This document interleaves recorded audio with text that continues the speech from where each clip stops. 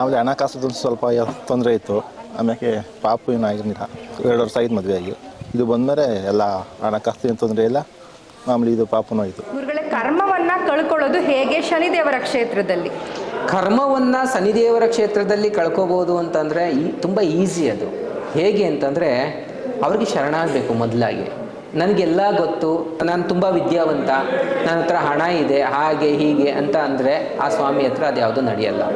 ಸ್ವಾಮಿಗೆ ಭಯ ಭಕ್ತಿಯಿಂದ ಯಾರ ಸೇವೆನ ಮಾಡ್ತಾರೋ ಆ ಸ್ವಾಮಿಯಲ್ಲಿ ಖಂಡಿತವಾಗ್ಲೂ ಕೂಡ ಒಳ್ಳೆ ಫಲನ ಅವನು ಕೊಟ್ಟೇ ಕೊಡ್ತಾನೆ. ಕರ್ಮನೂ ಕೂಡ ಹಾಗೆ ತನಗೆ ತಾನೇ ಡಿಲೀಟ್ ಆಗ್ತಾ ಬರುತ್ತೆ. ಈ ಕ್ಷೇತ್ರದಲ್ಲಿ ದೀಪು ಗುರುಗಳು ಹೇಗೆ ಬಂದಂತಹ ಭಕ್ತರಿಗೆ ಗೈಡ್ ಮಾಡ್ತಾರೆ? ತುಂಬ ಶಾಂತವಾಗಿ ಕರೆಕ್ಟಾಗಿ ಏನು ಅರ್ಥ ಆಗೋಂಗೆ ಎಲ್ಲನೂ ಕ್ಲೀನಾಗಿ ಹೇಳ್ಕೊಡ್ತಾರೆ. ಏನು ಸಮಸ್ಯೆ ಇದೆ ಎಲ್ಲ ಕೇಳ್ತಾರಾ?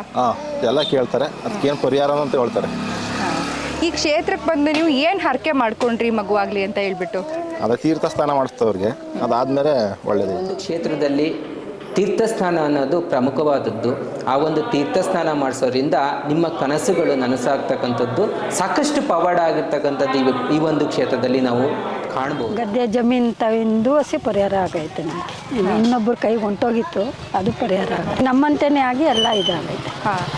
ಇವಾಗ ನಿಮ್ಮ ಜಮೀನು ನಿಮ್ಮ ಕೈ ಸೇರೋದಕ್ಕೆ ಏನು ಮಾಡಿದ್ರಿ ಇಲ್ಲಿ ಬಂದು ನೀವು? ಪೂಜೆ ಮಾಡ್ಕೋದು ಬಂದು ವಾರ ಈಗ ಇತ್ತಾಗಿಂದು ಬರ್ತಾ ಇದ್ದೀವಿ.